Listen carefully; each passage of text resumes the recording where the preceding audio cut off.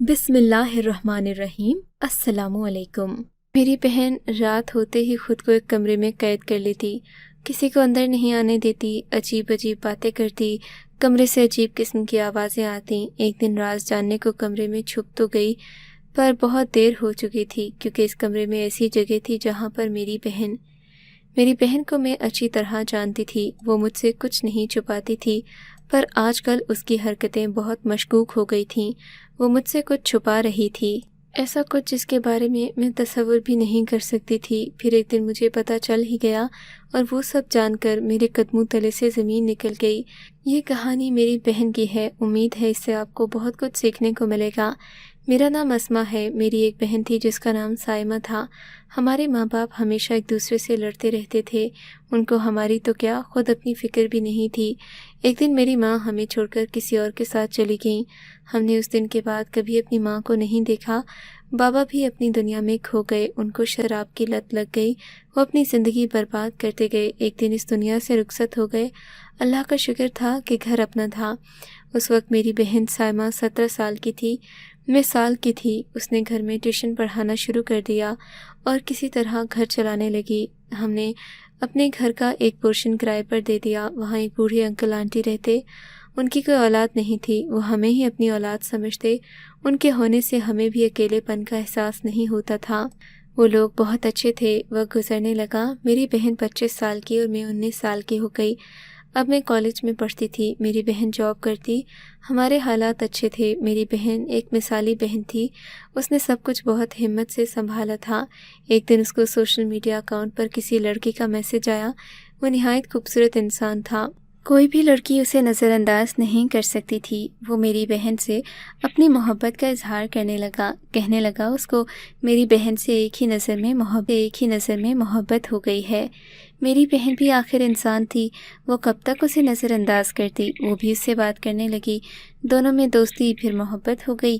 مجھے اپنی بہن پر رشک ہوا، پر مجھے امید نہیں تھی کہ وہ کسی کے ساتھ ایسے رشتے میں ہو سکتی ہے۔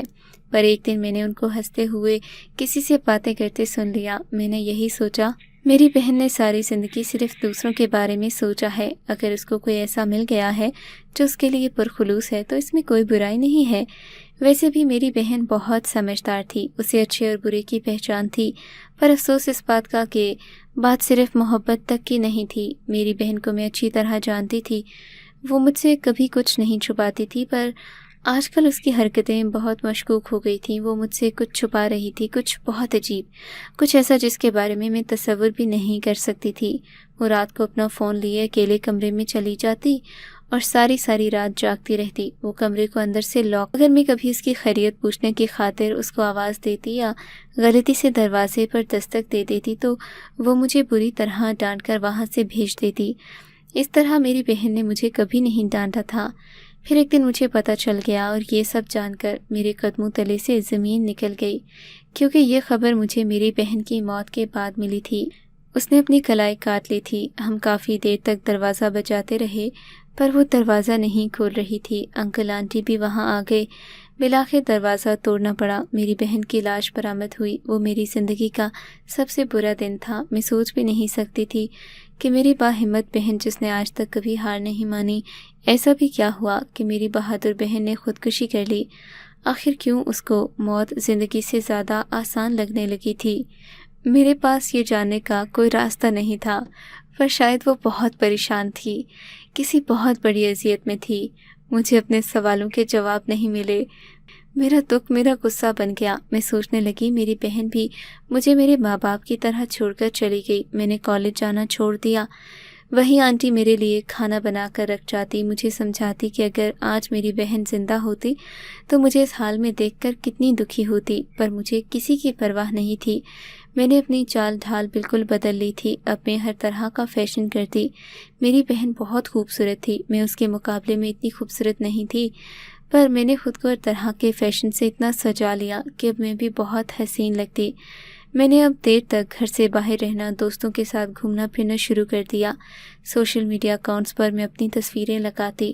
ایک دن مجھے ایک حسین لڑکے کی طرف سے میسج وصول ہوا جس کا کہنا تھا وہ مجھ سے دوستی کرنا چاہتا تھا۔ میں نے پہلے اسے تھوڑا تڑپایا، وہ بھی اپنی لگن کا پکا تھا، روز مجھ سے باتیں کرنے کی کوشش کرتا۔ بالآخر میرا دل بھی پگھل گیا، میں نے اس سے باتیں کرنا شروع کر دیا۔ ہم دن رات باتیں کرتے، دوسرے سے محبت کا اظہار کرتے۔ ایک دن اس نے مجھ سے ایک مطالبہ کیا کہ اگر میں اسے پیار کرتی ہوں تو اس کی بات مان لوں، پر میں نے اسے جواباً یہ کہہ دیا کہ یوں فون پر دور دور کب تک رہیں گے، وہ مجھ سے ملنے میرے گھر ہی آ جائے، کیونکہ ویسے بھی میں اپنے گھر میں اکیلی رہتی تھی۔ اب تو میری بہن بھی نہیں تھی مجھ پر حکم چلانے کے لیے، میں جو چاہتی وہ کر سکتی تھی۔ وہ دوسرے شہر میں رہتا تھا، پر ایک ہفتے کے اندر ہی مجھ سے ملنے آ گیا۔ ہم ایک دوسرے سے مل کر بہت خوش ہوئے، ہم نے بہت ساری باتیں کی، ساتھ بیٹھ کر کھانا کھایا۔ اس کا نام مبین تھا۔ اچانک وہ بے ہوش ہو گیا۔ جب کچھ دیر بعد ہوش میں آیا تو خود کو دیکھ کر چلانے لگا۔ وہ بری طرح چلا رہا تھا۔ میں فوراً اس کمرے میں آئی جہاں وہ تھا اور اس سے پوچھنے لگی کہ کیا ہوا، وہ ایسے کیوں چلا رہا تھا۔ ارے تم ٹھیک تو ہو؟ میں نے فکر مند ہو کر پوچھا، پر وہ مجھے ڈری ہوئی نظروں سے دیکھ رہا تھا کہ اچانک میں ہنسنے لگی، کیونکہ میں نے اس کو بے ہوشی کی دوا کھانے میں ملا کر دی تھی۔ جب وہ بے ہوش تھا تو میں نے اس کو رسیوں سے باندھ دیا تھا، کیونکہ وہ کوئی اور نہیں، وہی لڑکا تھا جس سے میری بہن سائمہ باتیں کیا کرتی۔ میرا بدل جانا، فیشن کرنا، لڑکوں سے باتیں کرنا، سب میرے پلان کا حصہ تھا۔ میں اسے ٹریپ کرنا چاہتی تھی۔ جو اس نے میری بہن کے ساتھ کیا وہ سب مجھے اس کے فون سے پتہ چل گیا تھا۔ اس نے پہلے میری بہن کو اپنی محبت کے جال میں پھنسایا، پھر اسے وہی مطالبہ کیا جو مجھ سے کیا۔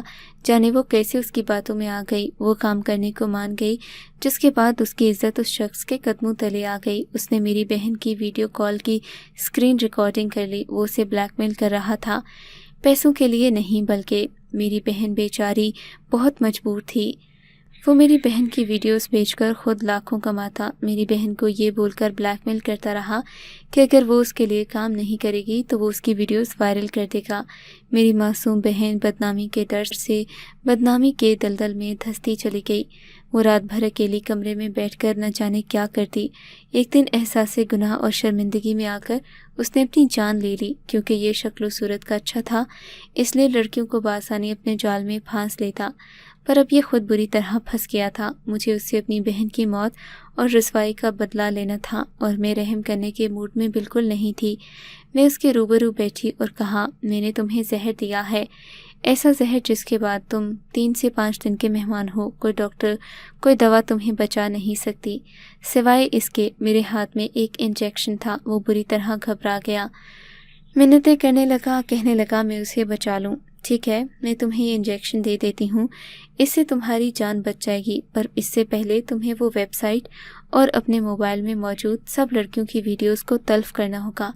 اس کا فون میرے ہاتھ میں تھا۔ مجھے چند پاسورڈز کی ضرورت تھی جو موت کے ڈر سے اس نے فوراً بتا دیے۔ میں نے سب سے پہلے وہ ویب سائٹس ختم کی، پھر لڑکیوں کی ویڈیوز۔ میں حیران تھی اس نے کتنی لڑکیوں کو بیوقوف بنایا اور ان کی عزتوں سے کھیل رہا تھا۔ جب سارا مواد تلف ہو گیا میں نے اس کا فون توڑ دیا، اور جیسا کہ میرا وعدہ تھا میں نے اس کو دوائی والا انجیکشن لگا دیا۔ اب اس کی جان میں جان آئی۔ میں پولیس کو کال کر چکی تھی، وہ لوگ آ رہے تھے۔ جب میں اچانک ہنسی تو اس کے چہرے کا رنگ اڑ گیا۔ کیوں ہنس رہی ہو؟ وہ نفرت سے بولا۔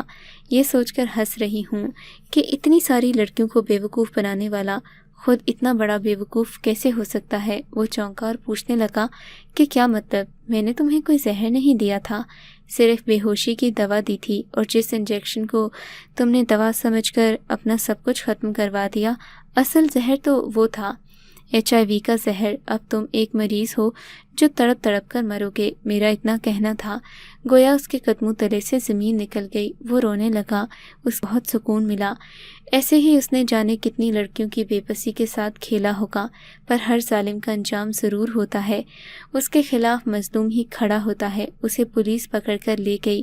اس دن میں اپنی بہن کی قبر پر گئی، اس کو بتایا کہ میں نے اس کے مجرم سے بدلہ لے لیا ہے، پر میری تمام لڑکیوں سے التجا ہے کہ نامحرم سہارے تلاش نہ کریں، یہ آپ کو صرف موت اور بدنامی تک کا سفر ہی طے کروا سکتے ہیں۔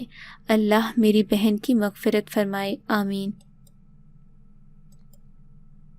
آپ کو اگر یہ کہانی اچھی لگی ہے تو اس ویڈیو کو لائک کیجیے اور اس طرح کی مزید کہانیاں سننے کے لیے ہمارے چینل کو ضرور سبسکرائب کیجیے۔